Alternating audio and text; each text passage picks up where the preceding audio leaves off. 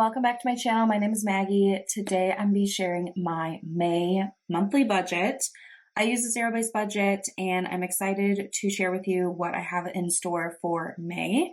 My fiance and I are getting married in June, so it definitely kind of is starting to feel like crunch time.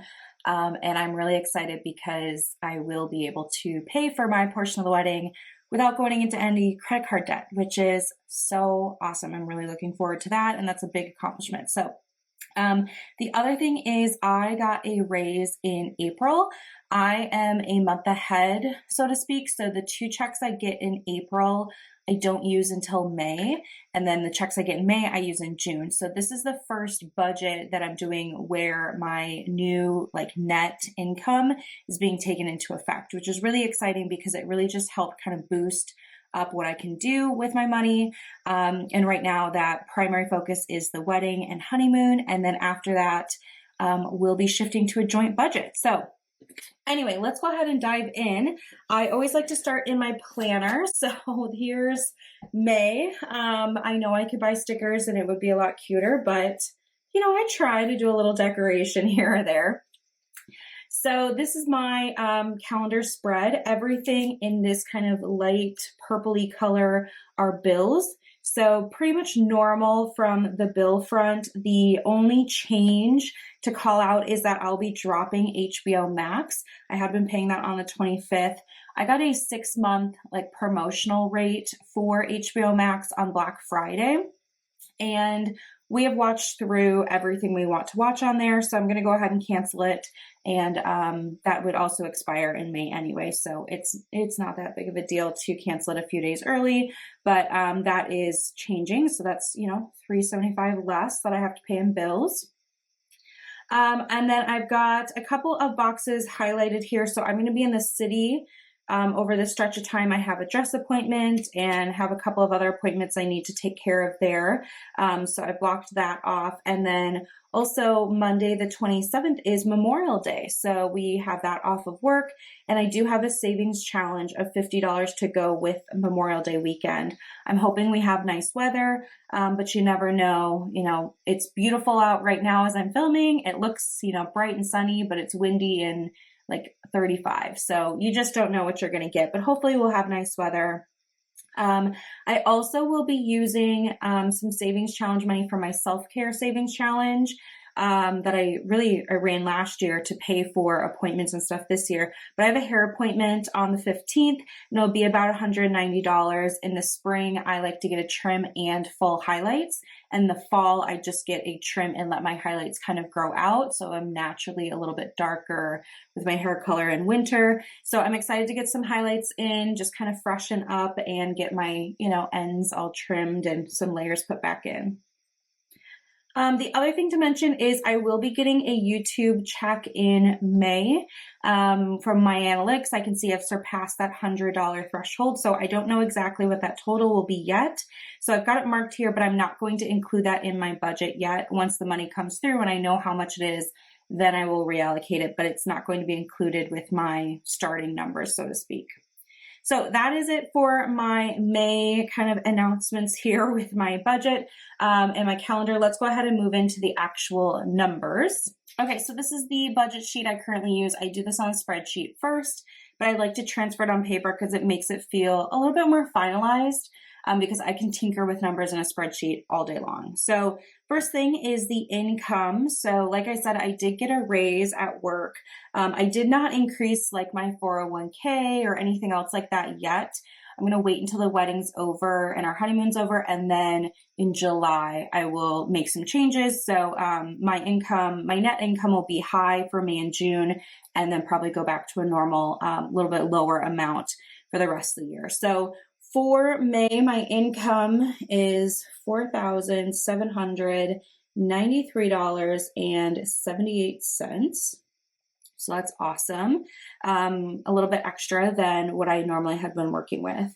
So the first section I like to cover is my expense section. So I make sure I've got money for all of my bills, my monthly, spending, such as groceries and gas, and my personal spending. I like to make sure I've got all of that, set aside, and then I move on to my savings and things like that. So First up is my mortgage. My mortgage is $1,017. I will be getting a escrow, like an annual escrow notice in May, which will then tell me if I need to like pay extra into escrow or whatever that looks like. So this may adjust in June or July, depending on what, my credit union tells me we need to do to accommodate for property taxes. Next up is my HOA. So I have a townhome, so I pay HOA dues. They are $312.46, and this includes quite a few things. This includes my TV, cable and internet. It includes lawn service and landscaping, snow removal, trash and recycling, and then all like outdoor maintenance.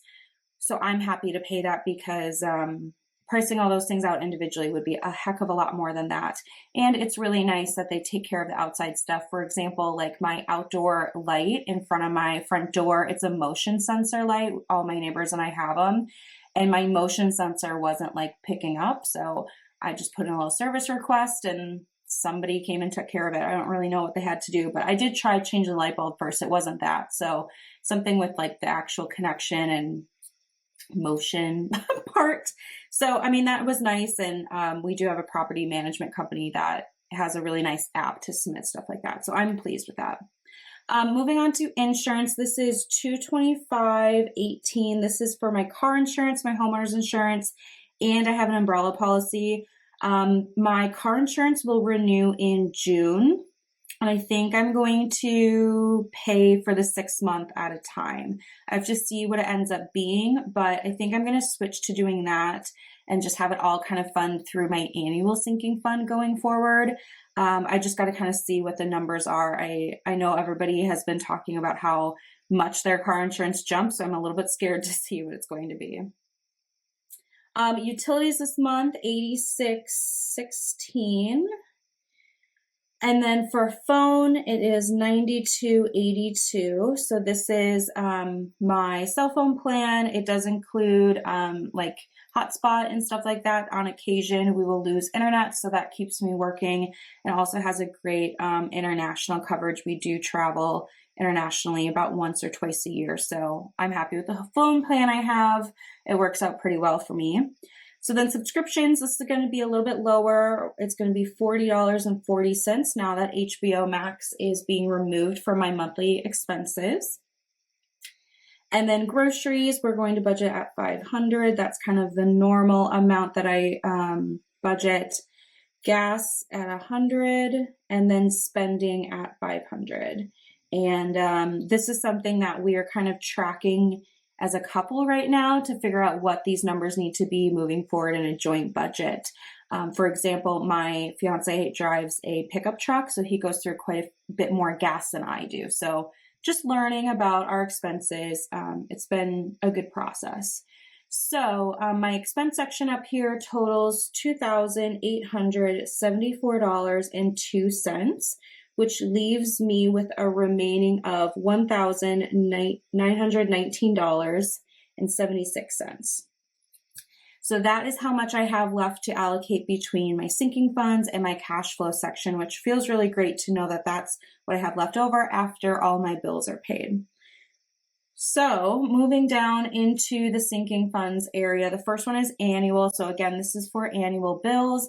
Like I mentioned, I probably will shift in the future to just have my car insurance come out of my annual bills, but we'll see. So this is going to get $200.